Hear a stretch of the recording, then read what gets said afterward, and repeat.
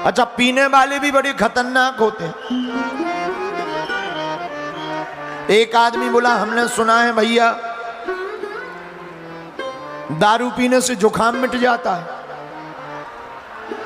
तो दूसरा आदमी बोला, पी लो, जुकाम तो ठीक है, हमारे मित्र के तो मकान मिट गए, जमीनें मिट गई, लुगाई मिट गई, जुकाम कौन सी बात है?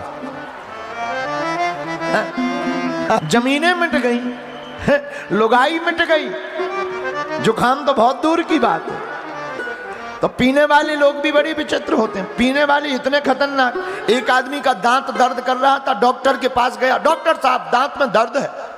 डॉक्टर ने कहा, भाई शून्य करने का इंजेक्शन नहीं है, एनेस्थीसिया नहीं है, कैसे निकालें दांत?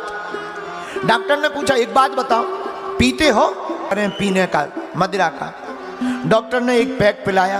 अब देखो दर्द हो रहा थोड़ा थोड़ा। दूसरा पिलाया, अब दर्द हो रहा थोड़ा, हाँ अभी हो रहा है, थोड़ा हो। तीसरा, अब यही बैठ गया ऐसे मुंह फुलाकर, बोले अब हम देखते हैं किसके बाप में दम है जो हमारा दांत उखाड़े। ऐसे होते हैं पीने वाले। तो पीने क्यों खड़े? राम जी के चरण हृदय में रखे हैं, तो बाग में खड़े हैं। हनुमान जी ने देखा कि हम आ गए, राक्षस नहीं आ रहे, करें क्या? तो खायसी फलो अरु बिटप उपारे। पहले हनुमान जी ने फल खाए। एक राक्षस बोला, दिख दिख दिख दिख, बंदर आ गया, बंदर। दूसरा बोला, सो जाओ, बंदर हैं, आते ही रहते, आने दो। तीसरा, हनुमान जी ने देखा ये बड़े आलसी हैं, आ ही नहीं रहे। हनुमान जी ने क्या किया? फल खाए नहीं, बेटा पे उपारे, पेड़ ही उखाड़ उखाड़ फेंकने लगे हनुमान जी। अब राक्षस भागे कि अगर पेड़ कम हो गए तो क्या गिनती बताएंगे? भाई फल खा लें तो कोई टेंशन नहीं, बताएंगे इतने फल कम हुए ही नहीं, पर पेड़े गायब हो जाए, टूट जाए तो क्यों, कौन हिसाब किताब देगा? सोई जैसे ही आवे तो रहे तहां बहु भट रखबारी, और कछु मारस कछु जाय पुकारे। हनुमान जी ने कुछ को तो मारा, कुछ को अधमरा छोड़ दिया। तो किसी ने हनुमान जी से पूछा कि भाई तुमने अधमरा क्यों छोड़ दिया? हनुमान जी बोले, फिर रिपोर्टिंग कौन करेगा? कुछ संवाददाता भी तो चाहिए। नाथ एक आबा कपि भारी। कौन आया है? कपि, बंदर है, बहुत भारी है। रावण बोले, भारी है तो क्या हुआ, लड़ते? अरे बोले महाराज, लड़ते मरते मरते हम बचे, आप कह रहे लड़ते? रावण बोला, इतना बलवान? तो जितने संवाद, अक्षय को भेजा। रावण का बेटा अक्षय वहीं बैठा था। अक्षय कुमार बोला, पिताजी आपकी आज्ञा हो तो हम देखें? हाँ हाँ, जाओ जाओ, देखो जाओ। जैसे ही अक्ष हुआ समक्ष, हनुमान जी ने एक मुक्का मारा, सोई सीताराम। रावण तो बैठा था, अब खबर आएगी बंदर पकड़ लिया गया होगा। रावण बोले, क्यों, बंदर कहाँ है? संवाद, काम हो गया। रावण बोला, इतना बलवान? तब रावण का दूसरा बेटा मेघनाद बोला, पिताजी आपकी आज्ञा हो तो हम जाएं? हाँ जाओ, तुम भी जाओ, जरा देखो ये कौन सा बंदर है। अच्छा एक बात और है, मेघनाद इंद्रजीत है। मेघनाद जोधा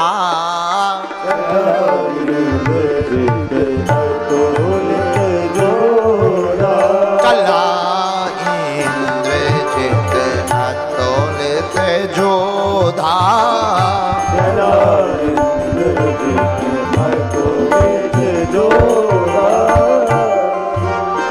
इंद्रजीत है मेघनाद, लेकिन दोनों में अंतर है। इन्होंने इंद्रियों को जीत लिया। मेघनाद अतुलित योद्धा है, तो हमारे हनुमान जी अतुलित बलधाम हैं। क्या टिकेगा इंद्रजीत? नहीं। जितने उसके साथ में थे रहे महाभटता के संगा, संगा महाभटता के संगा, गह गह कपि मरदय निज अंगा, गह गह कपि मरदय निज अंगा। जितने मेघनाद के साथ में बलवान आए थे योद्धा, हनुमान जी एक को पकड़े एक हाथ में, दूसरे को पकड़े दूसरे। पूछेंगे ये क्या कर रहे हो? हनुमान जी बोले हमें कीर्तन करने का शौक है, मंजीरा बजा रहे हैं। दूसरा राक्षस बोला कि आप मंजीरा बजा रहे, कई लोगों के प्राण जा रहे। हनुमान जी बोले जा रहे तो हम क्या करें, हम तो मंजीरा बजा रहे। और हनुमान जी गह गह कपि मरदय निज अंगा, गह गह कपि मरदय निज अंगा। हनुमान जी ने अपने रोम ऐसे खड़े किए जैसे माताएं, आपने कपड़ा देखे, कपड़ा जब माताएं कपड़ा साफ करती है तो एक बुरुश लेती हैं, बुरुश, और बुरुश उसके ऊपर चलाती, पूरा मैल निकल जाता है। ऐसे ही हनुमान जी ने अपने रोम खड़े किए, एक राक्षस पकड़े हाथ में छिलनी जैसा छील दे और फेंक दे। आहा, भाई मेघनाद ने सोचा अब हमारी बारी है, बाकी तो सब मर गए। तो मेघनाद का दिमाग नहीं चला तो एक उपाय आया, क्या किया जाए? ब्रह्म अस्त्र ही साधा, कपि मन कीन विचार, जो न ब्रह्म सर मान। हनुमान जी पर ब्रह्मास्त्र का प्रयोग किया और हनुमान जी बंध गए। हनुमान जी बंधे अपने मन से, ब्रह्मास्त्र के कारण नहीं बंधे, अपने मन से। क्यों? बूढ़ों का सम्मान करना चाहिए, वृद्धों का। क्यों? देखो घर में बूढ़े हों, एरिया हो गया, शादी करनी थी उसे, शादी करने के लिए लड़की के पिता के पास गया कि हमें विवाह करना है। पिता ने कहा ठीक है, एक शर्त है। क्या?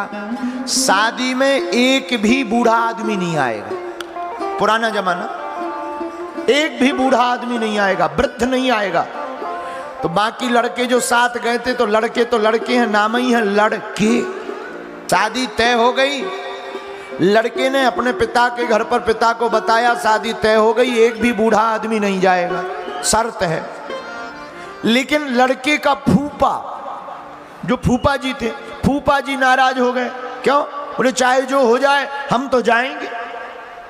फूफा को समझाया, फूफा जी मत जाओ। फूफा जी नहीं माने, फूफा जी बोले हम तो जाएंगे।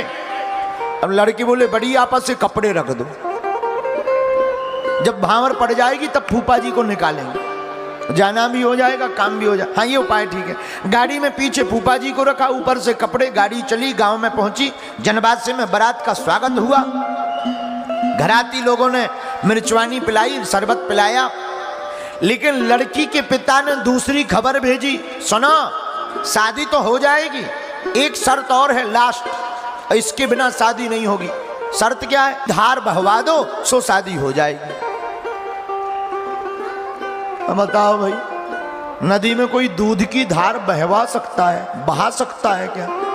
लड़के बोले चलो वापस, अब नहीं होनी है, क्या किया जाए? लड़के जाने लगे तो एक ने कहा जा तो रही है, फूफा जी को क्यों मार ले, इन्हें निकालो। फूफा जी बाहर निकलो, चलो आगे बैठो।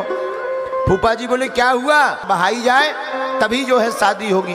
फूफा जी बोले इतनी छोटी बात पे बारात वापस ले जाती है। लड़के बोले इतनी छोटी बात, इतनी बड़ी है। फूफा जी बोले रुक जाओ, खबर भेजो और लड़की वालों के घर पर खबर जाके कह दो कि दूध का इतना इंतजाम हो गया कि तुम्हारे गांव में बाढ़ आ जाएगी, बस पानी तुम खाली करवा दो। हाँ, हमारी भी एक शर्त, लड़की वालों के पास खबर गई तो लड़की के पिता ने कहा, जो दूत थे उनसे कहा, भाई एक देखो जरा बारात में कोई बूढ़ा तो नहीं आया।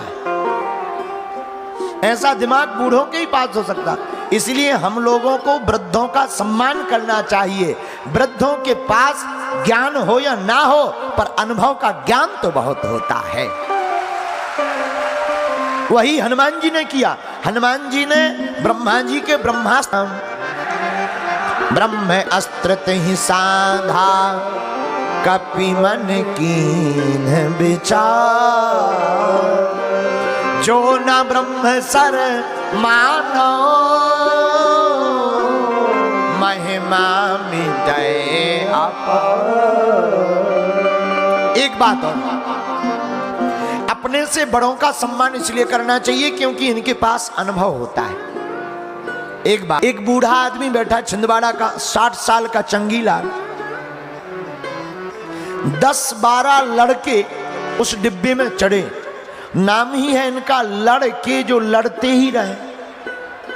लड़के चढ़े तो लड़के आपस में बात करते हुए बोले देखो ट्रेन में लिखा है चैन खींचने पर 500 रुपया जुर्माना, चलो आज चैन खींचे। तो दूसरा लड़का बोला चैन खींचेंगे, जुर्माना कौन भरे? ठीक है। अब सबने एक एक 2-2 करके 10-12 लड़के ने 100-100 रुपया दिए, 1200 रुपया इकट्ठा किए, एक लड़का की जेब में डाल दिए, तुम ले लो, बाद में 500 दे देना, पर जो बचे सो पर हिसाब किताब हो जाएगा। ठीक। तब तक एक लड़का बोला चैन भी खींच लेंगे, रुपया भी नहीं लगेगा। बोले क्यों? बोले इस डिब्बे में हमारे और इस बुढ़े आदमी के अलावा कोई है नहीं, चैन खींचेंगे, अधिकारी आएंगे, नाम इनका लगा देंगे। और कई लोगों को दूसरों को सताने में ही मजा बड़ा आता है। अब लड़के बड़े खुश, ओ हो। रेलगाड़ी चली, लड़के बोले अच्छा खींचो चैन। चैन खींची, अधिकारी आए, चैन किसने खींची? 12 लड़के अलग अलग सीट पे बैठे। दादाजी ने बूढ़े दादाजी ने। क्यों खींची चैन? अब बूढ़े दादाजी फंस गए, लेकिन छिंदवाड़ा का आदमी वो फंस जाए। चंगीलाल उर्फ टिल्लू गुरु बोले श्रीमान अब चैन ना खींचते तो क्या करते? बोले क्या हुआ? बोले लुट गए। ये 12 लड़के चढ़े, हमारी जेब में 1200 रुपया थे, इन्होंने लूट लिया। आपको भरोसा नहीं है, अमुक आदमी की जेब में डाले।